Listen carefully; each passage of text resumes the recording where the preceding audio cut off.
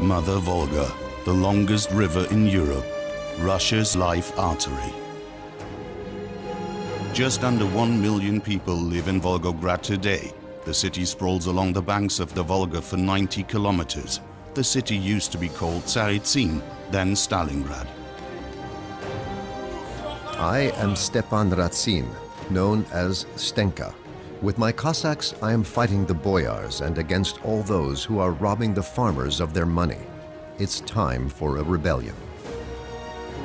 Tatars and other tribes were constantly raiding the steppes along the Volga.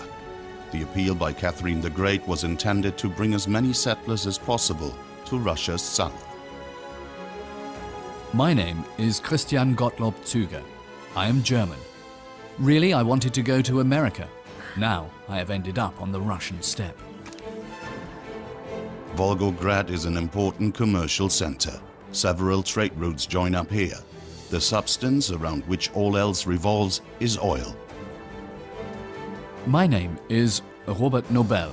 I am Swedish. I got rich with my oil fields, but can luck and happiness be bought?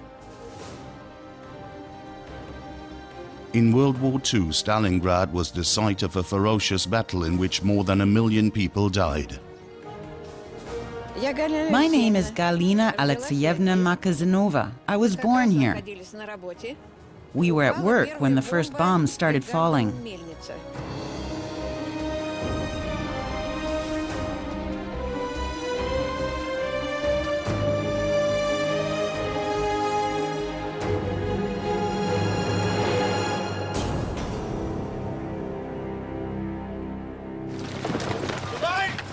Russia had not seen a rebellion like this before.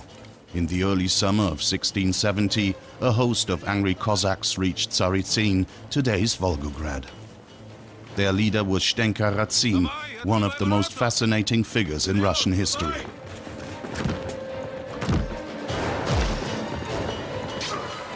They were hunting the boyars, the rich landed gentry, viewed by the Cossacks as oppressors of the people. In Tsaritsyn, the boyars had retreated into a tower in the city walls, in vain. Let us live. We'll do anything you want. The governor of Tsaritsyn, Timofey Turgenev, had no chance against Stenka Ratsin's men. They took him down to the Volga and threw him into the river. Stepan Timofeyevich Ratsin was one of a wealthy Cossack family from the Don. A person full of passion, strength, and a keen spirit. The Don Cossacks had formed 3 federations of horsemen on the South Russian steppes. The fertile lands of the Tsarist Empire belonged to the boyars, and they demanded high taxes from the farmers.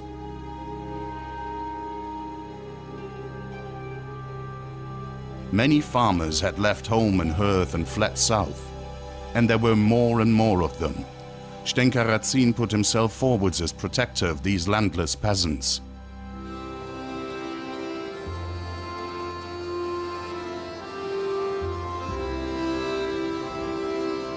The story of the rebellion starts in the Volga Delta. Here, the seemingly endless river branches out before it flows into the Caspian Sea. Here the windows onto Asia open, far countries with their mysterious stories, exotic foods, and enticing scents. In September 1669, Stenka Ratsin came ashore here.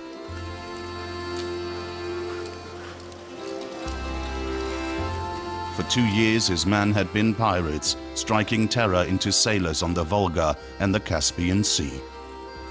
He could rely on his men. He plundered many towns and gathered riches in Persia. Now he wanted to return home to the Don. But first he had to take a rest because the road past Tsaritsyn and the other Volga towns was dangerous. A good opportunity to bring the treasures to land and enjoy looking at them. The raid had been a great success. Stenka Ratsin was content with himself.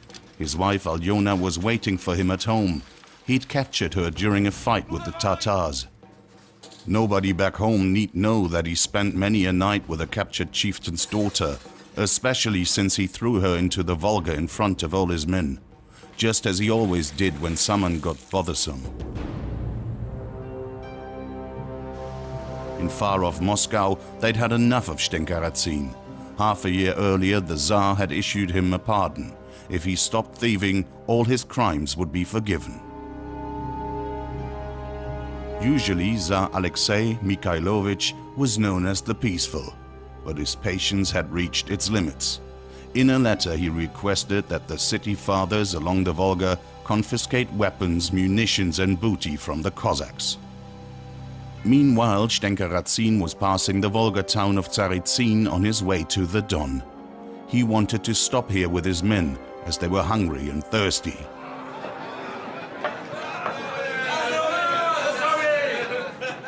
How fortunate that there were many guest houses here.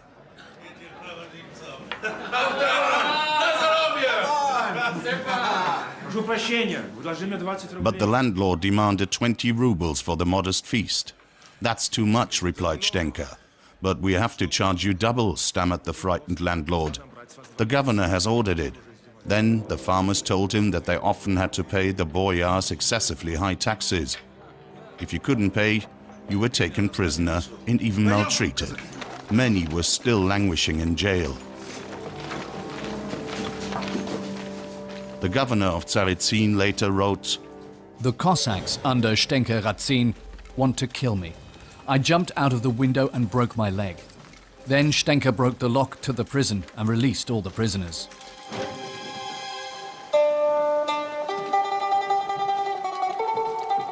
On his onward journey to the Don, an idea started growing in Stenka Razin. If they finally want to live free, then the Cossacks would have to fight the boyars on a broad front. In short, all those who were lining their pockets at the expense of the farmers. In his home on the Don, Stenka Razin encountered a deceptive calm. He gave a rousing speech at the annual Cossack meeting in Cherkassk, the capital of the Don Cossacks. Cossacks, we will exterminate the traitors in Russia and bring freedom to the poor. This was the starting signal for rebellion against the big landowners and against serfdom. With his men, Stenka Razin prepared to conquer whole areas around the Don and Volga. He commanded an army of 7,000 men. Soon it grew to 200,000.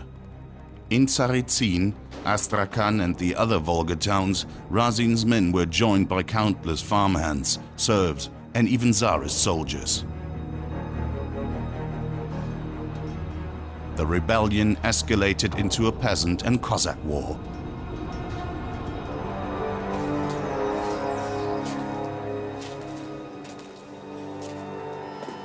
What remained was a trail of destruction. Whilst the common people welcomed Razin's troops enthusiastically and admired his audacity, the boyars and city governors paid with their lives. They destroyed and plundered and burnt our houses and killed our women and children with sabers. That was what they said in a letter to the Tsar.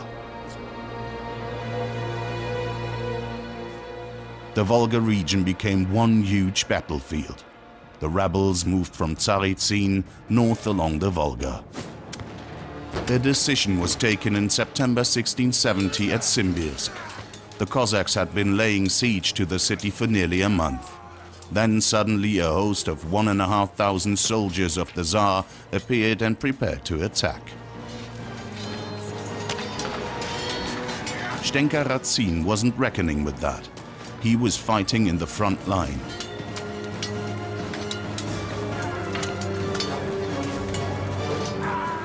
But he was not invulnerable.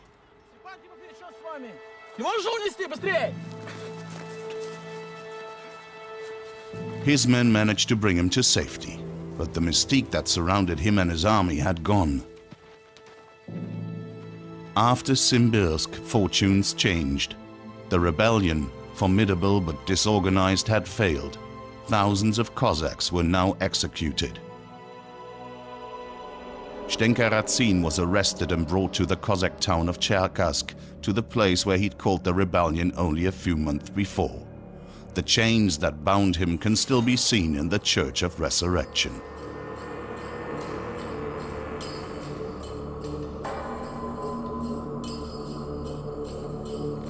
They took him to Moscow, where he was interrogated by the Tsar himself. Zdenka Radzin was executed on Red Square outside the gates of the Kremlin on the 6th of June 1671. To this day, with fear and admiration, the Russian people remember the Cossack leader who dared to defy the Tsar.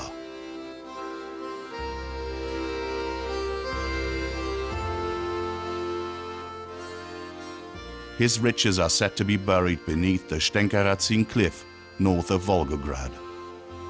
I came to slay the rich masters and to share fairly with the poor and simple people.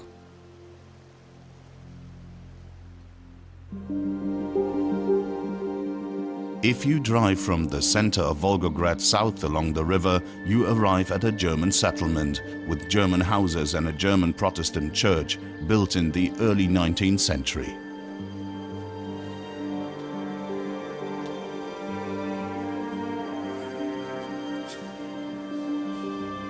And 3 hours' drive further north, a Catholic church in the middle of the steppe. Traces of German settlement are also evident in the villages between Volgograd and Saratov.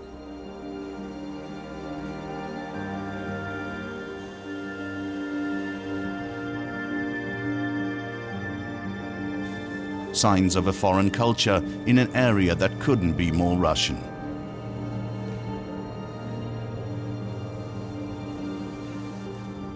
Tsar Peter the Great already tried to settle farmers here in the early 18th century because the Volga region was largely uninhabited and at the mercy of Tatars, Kazakhs, Kalmyks and other nomadic peoples. But it was only 40 years after Peter's death that a colorful group of adventurers and pioneers arrived in the hope for a better life. Germans. The story of one of these immigrants starts in the North German port of Lübeck. In 1765, people of diverse traits and origins gathered here. They all had one aim: to seek their fortune in a distant land. Von Abfahrt bis Ankunft in New York. Kennst du einen, der schon dort war?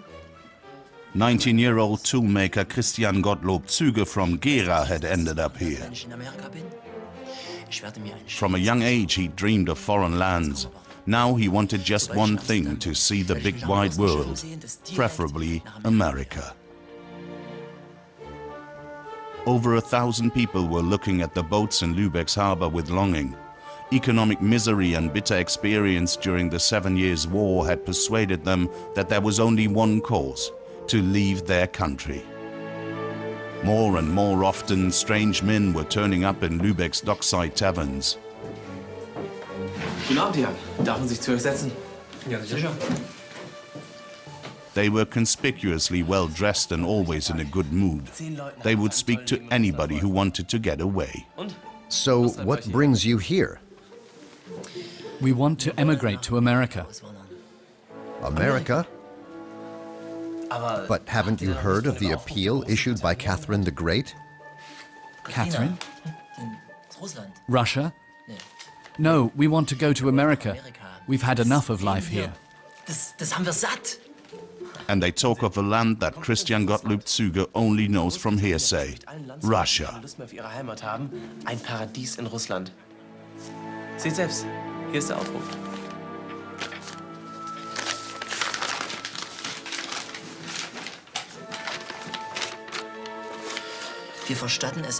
We will allow all foreigners who come to our realm to settle in any province they like.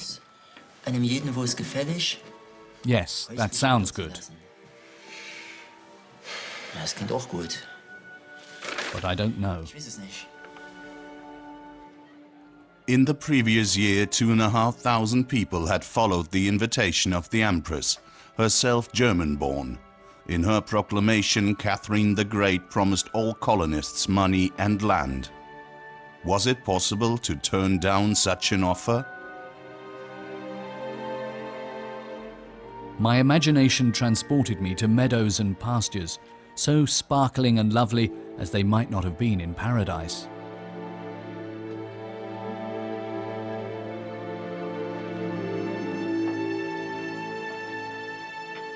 Maybe Russia is a better destination than America.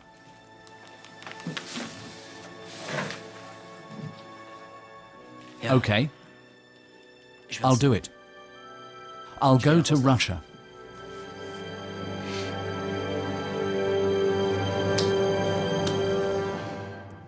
After 6 weeks, they finally set off.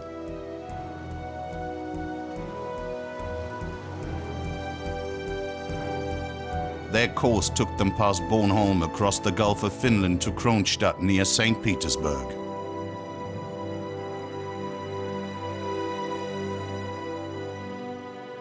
There, Christian Gottlob Züge stepped onto Russian soil for the first time in his life. He was even allowed to look upon the Empress with his own eyes in the Oranienbaum Pleasure Palace. She had come to inspect the new arrivals, a moment that would remain in his memory for a long time. In his memoirs, he later talked about a rare combination of great beauty and exalted majesty, which powerfully impressed him. The path of the German settlers continued overland to Novgorod. At Tver, they finally reached the Volga, but the destination was still a long way off. Soon, the onset of winter made it impossible to carry on. The Volga was frozen and the settlers had to overwinter in a small village.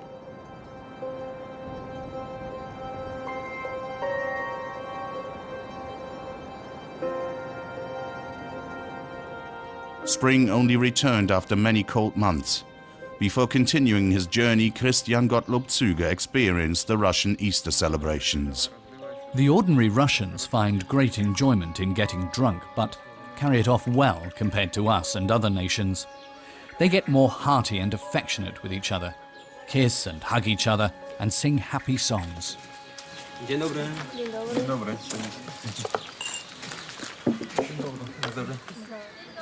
He had been developing deeper feelings for his hostess, who was being maltreated by her husband because of her childlessness.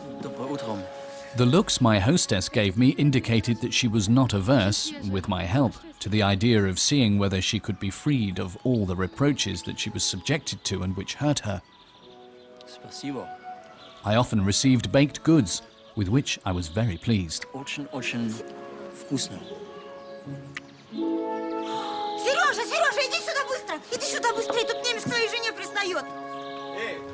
This did not go unnoticed. The brawl ended without major disaster, but one thing was clear: the settlers had to move on quickly.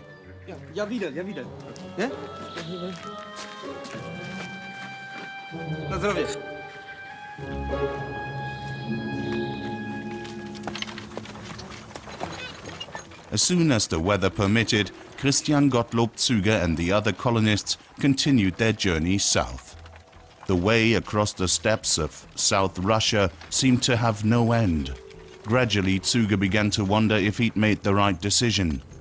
After many weeks, partly on land, partly on the Volga, they finally approached Saratov. This was to be the capital of the Volga Germans over the next few decades. German Street has elements of German architecture to this day.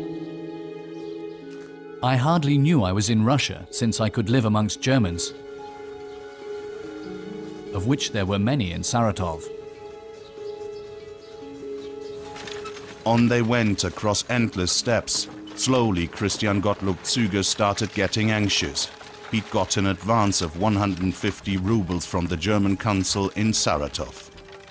He'd bought a horse and a cart for 12 rubles.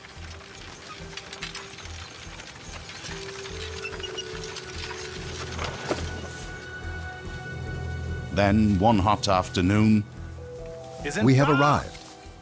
This is our destination.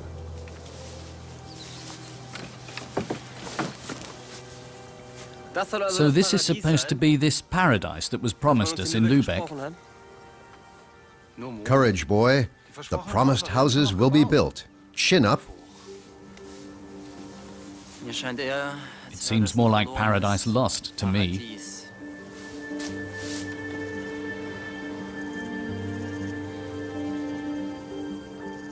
Of course, it was stupid of us to think that Russia's uninhabited areas should be a Garden of Eden. Around 100 German settlements were to be planned and built for the 28,000 immigrants who found their way to the Volga.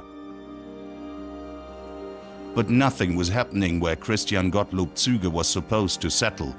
Nobody knew how long it would take before Russian carpenters came to build the promised houses for the Germans.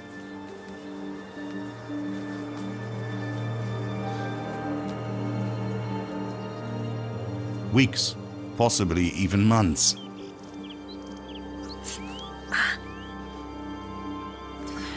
What was he going to live on for so long? He'd imagined this completely differently. One thing was clear, he wasn't staying here.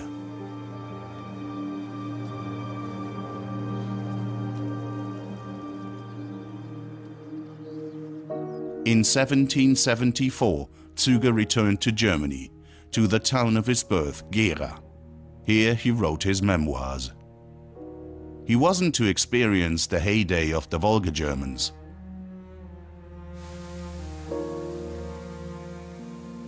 In 1941, during World War II, the dictator Stalin would forcibly relocate the Volga Germans to Kazakhstan and Siberia. Today there is not much left to remind us that Germans used to live here along the Volga. The Sarepta quarter in the south of Volgograd is an exception. Here the memory of the Germans is kept alive to this day. In 1765, settlers belonging to the Moravian Church opened a mission here. Their aim to evangelize the Buddhist Kalmyk people. Sarepta developed to become one of the most important economic centers in the region. The biggest mustard factory in Russia was built here.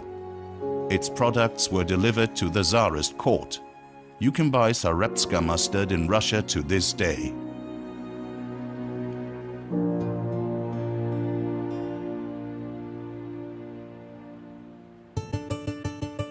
At the end of the 19th century, Russia was trying to catch up economically with Western Europe. The population of Tsaritsyn, today's Volgograd, increased tenfold within a few decades to 100,000. Technological advances made the town to a commercial center and traffic junction for southern Russia.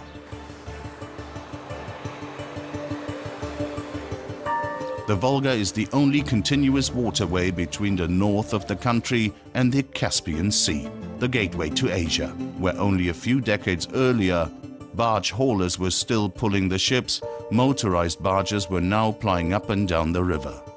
And they were transporting a material that would change the world. In the spring of 1874, a man was traveling south on the Volga, his name Robert Nobel, a Swede living in St. Petersburg.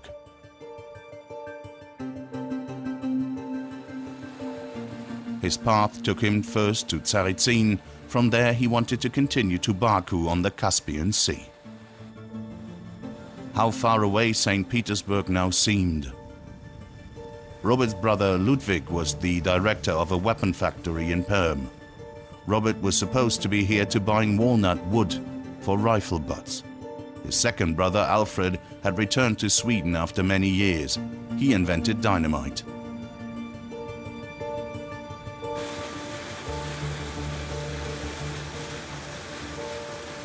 But Robert had long had something else in mind. They were all talking now about the black gold. You used to sell kerosene, didn't you? He met the quirky Dutch Captain de Boer and spent many an evening in his cabin. A well-traveled man who had seen a lot and knew the Russian rivers and seas like the back of his hand. And he seemed to know about the oil business. That's true. I myself have a few oil fields and a small refinery. Look here, that is the oil. There had to be something about this stuff. Maybe that would be a chance for Robert to finally stand on his own 2 feet financially. Nehmen Sie eine Probe. As he'd sold kerosene a few years before, Robert Nobel had enough experience to distinguish good oil from bad oil.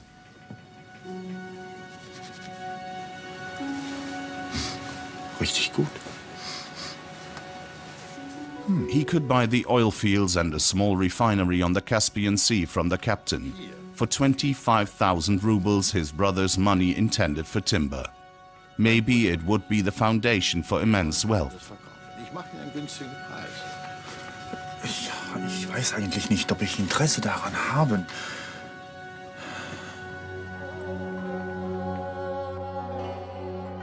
At this time, Baku was a lively harbor town, the gateway between Europe and Asia, a transshipment point for the fabrics and sugar, Persian fruits, silk and carpets. East and West met here. The first drill for oil was carried out here as early as 1844. The Russian state had only ceded its monopoly on oil sources 2 years before Robert Nobel's Volga journey. Nobel decided to buy the oil fields from the captain as he was convinced that good business could be done here. Guck her, Ludwig. Robert Nobel and his brother Ludwig revolutionized the Russian oil industry. They developed new methods, built pipelines, and the first oil tanker in the world. And they had a groundbreaking idea. If they built loading terminals and rail tracks along the Volga, they could transport their oil, regardless of the time of year, to all of Russia and further afield.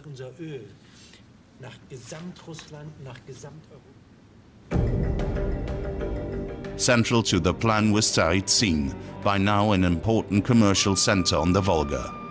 With the opening of the railway line between Tsaritsyn and Kalach in May 1862, there was now a connection from the Volga to the Don, and thus to the west, to Europe.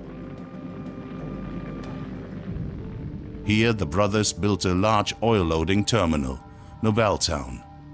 No one had seen anything like it before. A workers' estate with its own doctors, pharmacy, crash, school, library, and much more. Tsaritsyn had the first telephone line in Russia, and the whole estate was electrified many years before the rest of the town.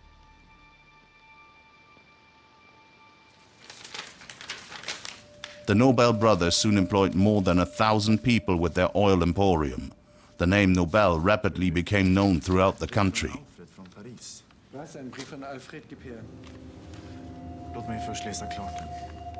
The relationship between the two brothers grew increasingly cool. Ludwig dominated the business and kept sidling Robert. When the emporium was to be transformed to a joint stock company, arguments flared up. Robert was against, Ludwig and their brother Alfred, who was writing eager letters from Paris, overruled him.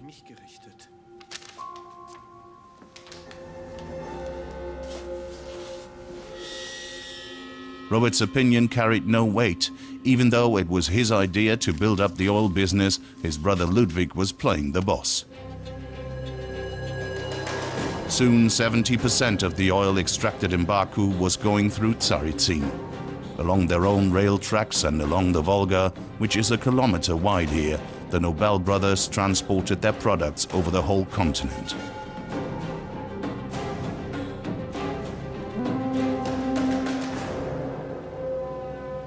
By the summer of 1881, Robert had finally had enough.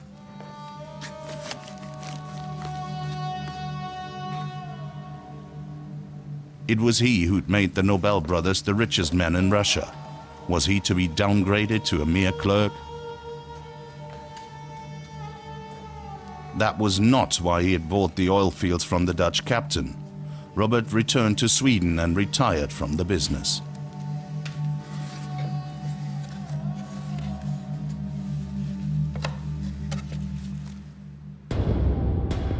By 1900, Tsaritsyn was the center of the raw materials trade in southern Russia. In the middle of the First World War, the revolution started in St. Petersburg. The Bolsheviks had their sights on the Nobel concern. In 1920, the oil firm was nationalized and the Nobel family returned to Sweden. In Tsaritsyn, an ambitious Georgian became head of the supply service. His name, Josef Vaziranovich Yukashvili. known as Stalin.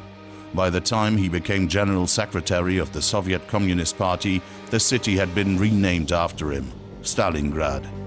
In 1941, Hitler's army attacked the Soviet Union. The following year, Stalingrad became the stage for one of the most ferocious battles of World War II, a battle that has left its mark on the city to this day. The summer of 1942 was very hot in Stalingrad. The people were trying to enjoy the sun, despite the ever-present fear.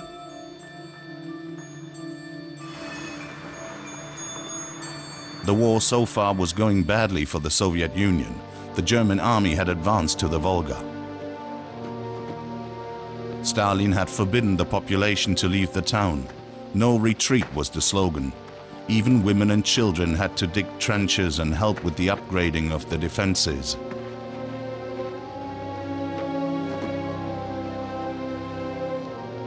"14-year-old Galina Makasinova is also obliged to work. Until then, the concept of war had had no meaning for her. We thought that the Germans were people too, just with a different language. We learned German at school. We didn't understand why they would attack the Soviet Union.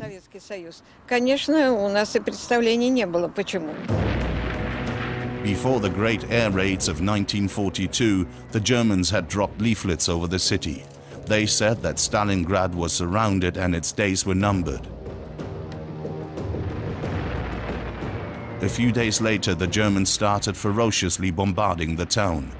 In the first few days of the air raids, some 40,000 people lost their lives. Galina was also injured, but could be rescued. The city was a conflagration. The Volga was also burning as the flaming oil flowed from the tanks into the river. Galina's eldest brother was caught in the hail of bombs. The soldiers came running towards us. They weren't calling for my mother, but for me. One said my brother had been hit, but was still alive, and asked if I could come. I ran over. Half his stomach was hanging out.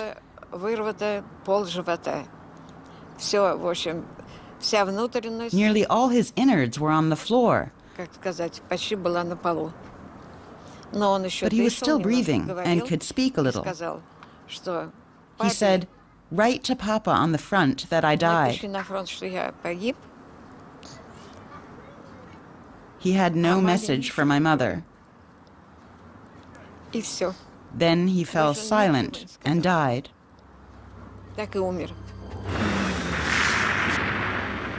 Soon they are battling for individual streets and buildings.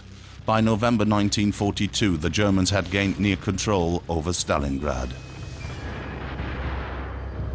Only a tiny strip along the Volga was still in Russian hands.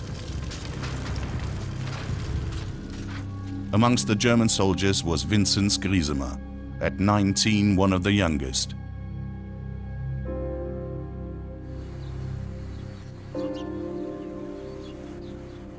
Nearly 70 years after the battle, he visits the town that shaped his life.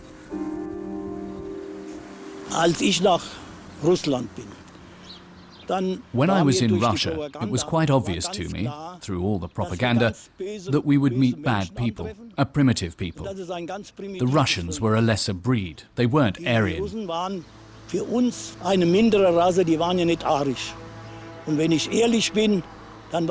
To be honest, this is what we thought. They're only Russians. We had no sympathy. I can't understand that today anymore, but that is how it was.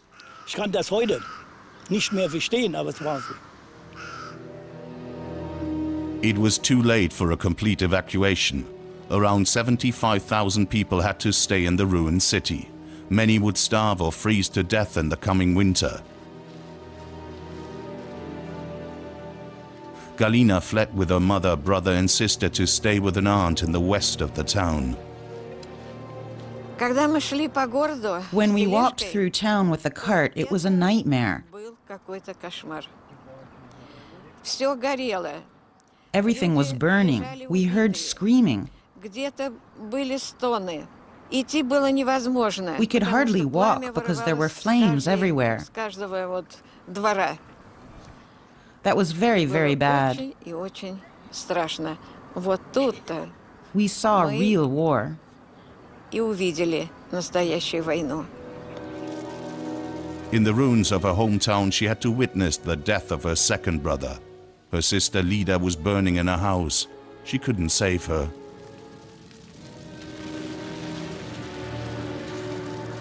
The Germans had destroyed the city almost completely, but fortunes were about to turn.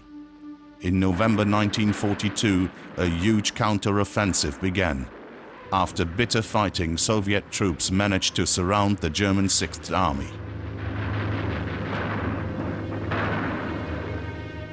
The fighting was especially fierce in the Red October factory. Supplies could no longer get through to the surrounded Germans. Many soldiers died of starvation or hypothermia.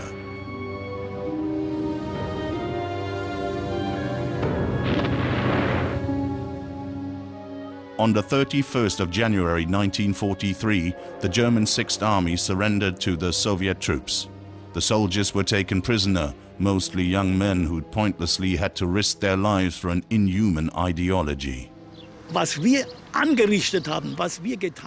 damage we wreaked, what we did, all destroyed. It was entirely feasible we would get shot. We had lice, hadn't changed clothes in 8 weeks. All of us prisoners had lice, and with the lice came typhus. That's how we went to the prison camp.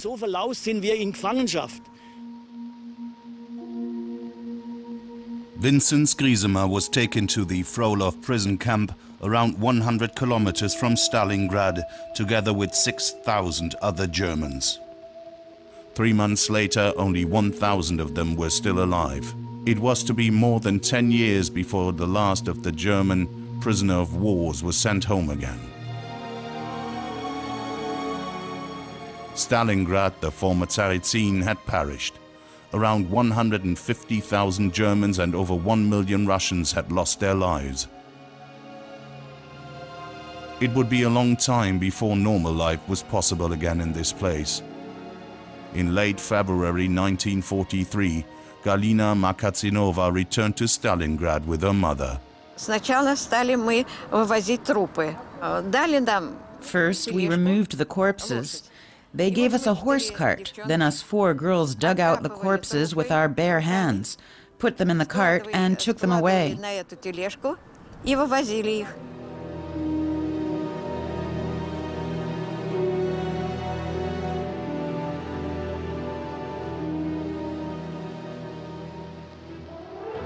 From the ruins of Stalingrad, a communist model city was created after the war. German prisoners of war were drafted to help with the rebuilding.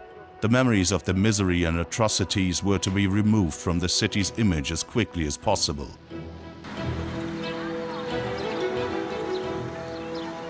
In the center, broad thoroughfares were built in the late Stalinist style. A Soviet town, a hero city, on scorched earth.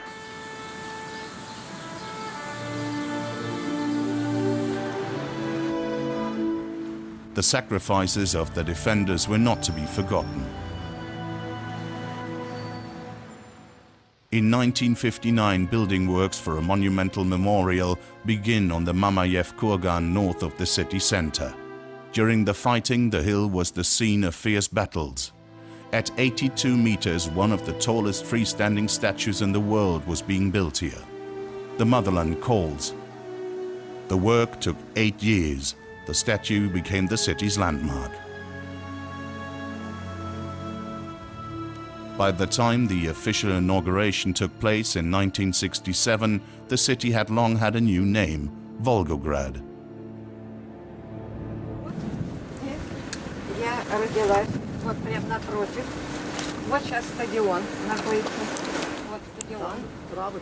This is where Galina Makatsinova and Vincent Griesemer are meeting.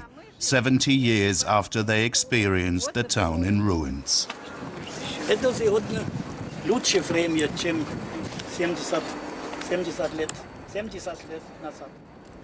He learned Russian in the prisoner of war camp and has refreshed his knowledge in the last few years with several trips to Russia.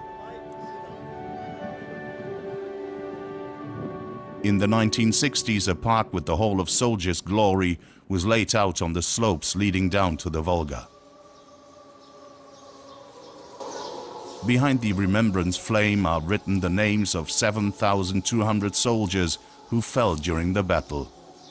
The Mamayev Kurgan is the most visited memorial in Russia.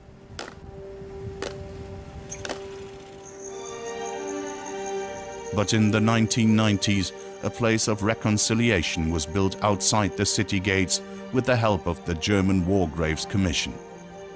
The Rososhka War Cemetery. So far, 40,000 soldiers have found their final resting place here. Before the battle, it was the site of a village with 2,000 inhabitants. After the fighting, it was completely devastated.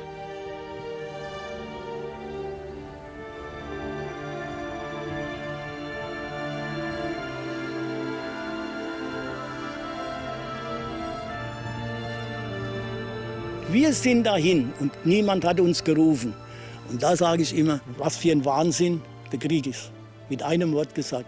We went there uninvited. I always say what madness war is, in a word. When you see what fathers, sons were sacrificed for madness, stupidity. Whilst in prison I saw that Russians are humans, that they are sons, have sisters and mothers. They can laugh and cry just like us. There was no longer a difference for me. And I am of the opinion, in some things the Russians can show more heart than the Germans. It is a different mentality, and I learned to appreciate that.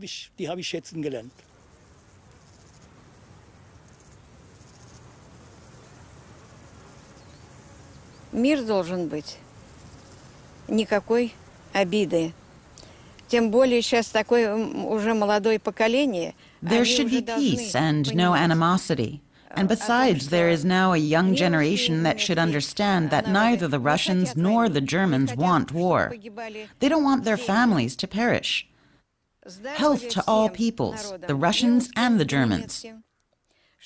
May the heavens be peaceful, the sun shine, health and happiness. May there be no tears, and may God give everybody the best. Всего наилучшего всем.